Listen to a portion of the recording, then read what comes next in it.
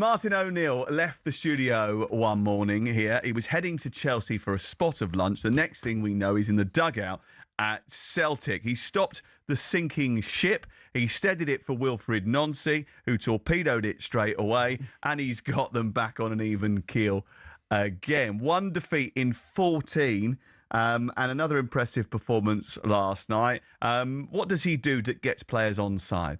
He is the best manager I played under for player man management. You know, if you could go and see Martin about anything and he'd have you back. Even if you had a poor game, Sam, I had a lot of them. But no, he would still play me, if that makes sense, because he knew that, like... To be fair, you're hard on yourself, but you played 400 Premier League, basically English... Crookie will say I didn't get the 100 clubs, so I was a poor striker. But no, Martin, like... It was harsh to certain positions on the football pitch. Fullbacks. If you never stop the cross. You know how nowadays when you watch wingers just get a cross in, Crookie, and it's too easy. Martin O'Neill would go crazy if he never stopped the cross. But what I could imagine is all of those Celtic players would have been so angry at a new manager coming in. Totally different. Martin just gets it. He just gets players' mentality, gets what players want.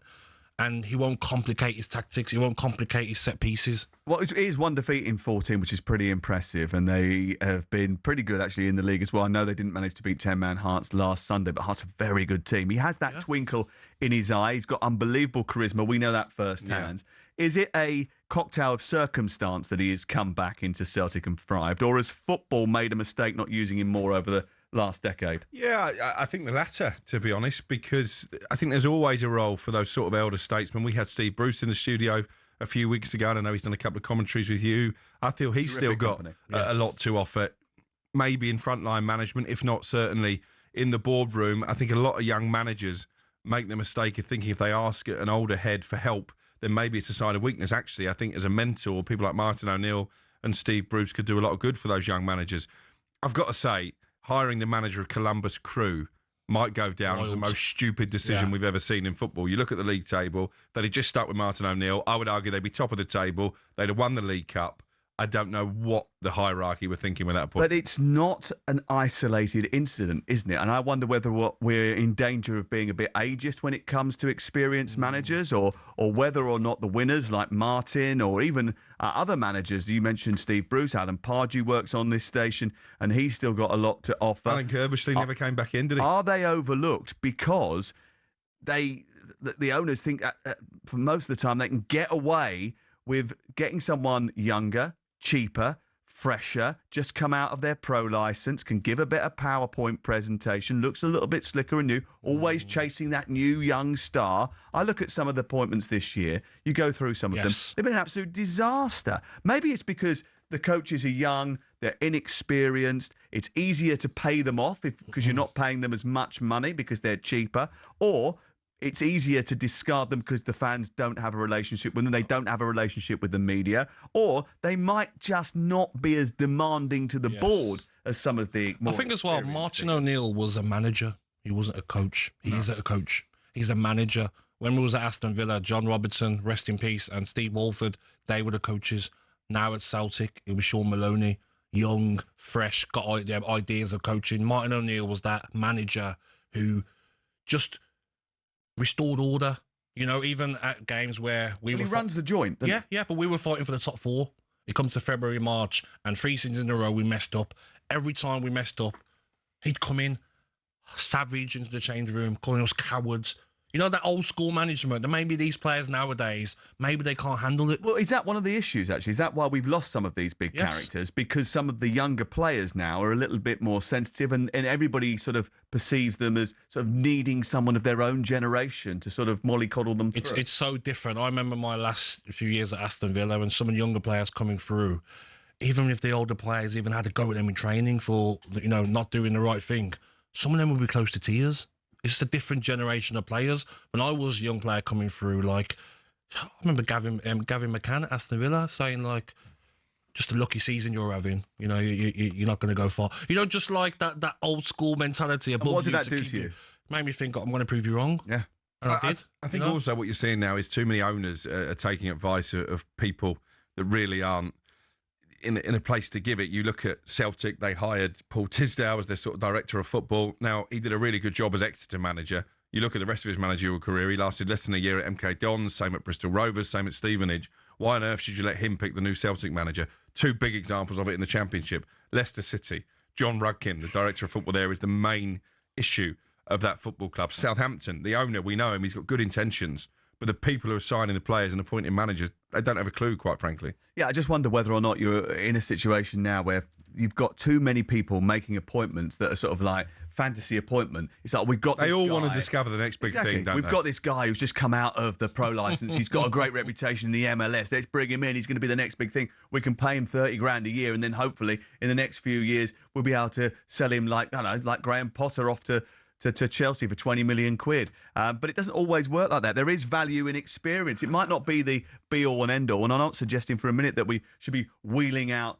Big Sam Allardyce for another stint as England boss at the end of next summer. I'm just saying that Martin is proof, and David Moyes is another one who is proof that actually experience can be vital. You know, look at West Ham and Everton over the course of the last 10 years, the amount of disastrous appointments that those two clubs have made, and look at the one man that has stabilised both clubs. It's not a coincidence. I'm sure David Moyes as well over the years has changed his way of playing as well. He's not like oh, I'm old school, that's it, 4-4-2. No, he will go with the times. You play out from the back when you can, different type of football. But for these Celtic players to get Martin O'Neill in, fantastic job. And then, okay, we're going to bring this guy in from French manager from the United States of America, and maybe his mannerisms or his coaching habits or how he spoke to the players. What's going on here? Martin comes in, okay, we're back, understand him, can work with him. Let's talk about Hearts, because they played Dundee United at the weekend, looking to extend their lead at the top of the table. Are they finally going to break the old firm grip on the Scottish Premiership? Well, one man who knows quite a lot about Hearts and Dundee United, and Ferenc Varos as well, the former Hungary assistant manager, and the man who was manager of the year in Scotland when he was in charge of Hearts, Csaba Laszlo, joins us on the show now. Hello, Csaba, you all right? Oh, yeah, I'm okay. Thank you guys for inviting me for this show. I listen to you, very funny. Yeah, you have a lot of knowledge about football too. Well, enjoy the fact that you're coming here. 2 years at the top at Hearts. You made them probably the best of the rest during your period as the manager at the club. I know you keep in touch with them. I know you live in the city. Can they finally do the impossible and win the Scottish Premiership title this year? It's difficult, but I think they have a very good chance. Actually, they are on top in the league, and I wish for the Scottish football to see a different team who winning this league, not always Celtic and Rangers. And I think this is a good thing that actually Hearts is in the top. It will be difficult, I tell you honestly, because have also some injuries actually, and you know, in the football it's not always like who have the best team, who have the largest team, and to have the best substitutes you can win the game with this, and also the league. But actually, I think they are really performing really good. They get results. It is also very important that you can win games with 1-0. I don't like to win games with 4-0. You know, the most interesting games, they are always 2-1, 1-0. And actually, Hearts, doing very well. Also in Dundee, he played against 11-10 against 11, and he win the game, and also the home game.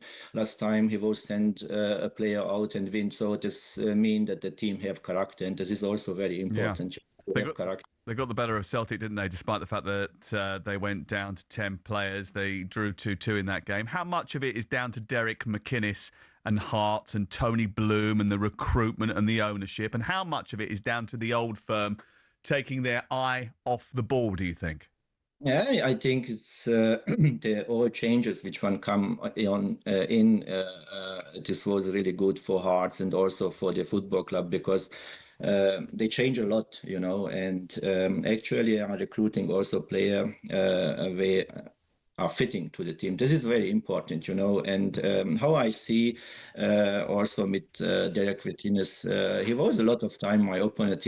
I think he was by St. Johnson first time I played against him with Hearts, but generally he made a really good job in Aberdeen, also in Kilmarnock, and just now with Hearts. And this is also very important, that he knows the Scottish league, because it's very interesting. A lot of time the people telling me, the Scottish football or the English football, but no, this is completely different from the European football. Let's say they're playing in Italy or Germany or even in Portugal or Spain, and the adaptation from the player is very important to bring players in which one can adapt very quick to this Scottish football. Still, it's a lot of long balls, a lot of set pieces, and the most important also that also the weather is completely different, the behavior from the people, and if you we talk about the definitely from the player who come in, they developed really good and they adapted very good, and this is also the main point why we were a little bit worried that Gabby couldn't go to Scotland because of the weather. He wouldn't feel very too cold.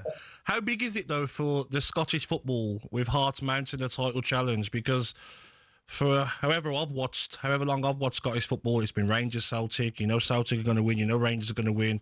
But it's going to bring more eyes, isn't it, now, on the Scottish League if Hearts can continue this? Yeah, look, this is the same. I come to Scotland, and this was for me also boring to see always Celtic and Rangers in the top. Our owner, Mr. Romanov, they want to challenge this, but you cannot challenge in 1 year and 2 years. You need a little bit longer because Celtic and Rangers, they are massive, they are institution, not just club, institution, really, really massive clubs. And I told them you need patience a little bit, but you need also to work, be focused in the work, and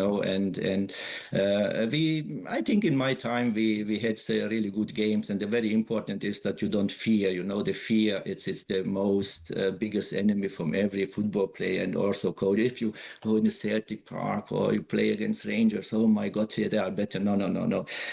Forget it. I was also a little bit different because I wanted to develop, my player mentally and physically, and this is the key also here in Scotland, that the most let's say, I don't want to talk about managers, but they are developing the players physically, and he forget the mental side. So and the good player must be developed physically and mentally, because if you go tired mentally, you lose the game. This is not enough to be physically top, and actually I think this is the teams which won in Scotland make let's say the difference, especially Celtic and Rangers. They have players who are developed in this direction very good, and actually Hearts, I think, is the team which one changed a little bit also the philosophy, and this is also good for the Scottish football. So generally, does it feel like the time is now? If Hearts are going to break up that old firm stranglehold, it has to be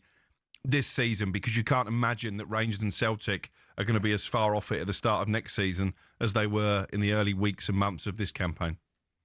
Yeah, look, actually, I think Rangers is very dangerous for Hearts, because the Rangers, they get a new manager, and I know this guy, he's a German. Even I study in Germany, and all more than 25 years I spent in Germany, so in the German football, and I know how the people they are thinking. And you saw that this guy come in and he changed a lot, and he take a lot out from his team. This is also discipline, this is also tactic, and generally Hearts actually have to fight against two big clubs, Celtic and Rangers. So this is for them, this is not easy, and I think if they don't get tired mentally, I mean Hearts don't get tired mentally, and they can pick the points, they can stay in the top. But to fight against two giants, it's difficult. It's very difficult.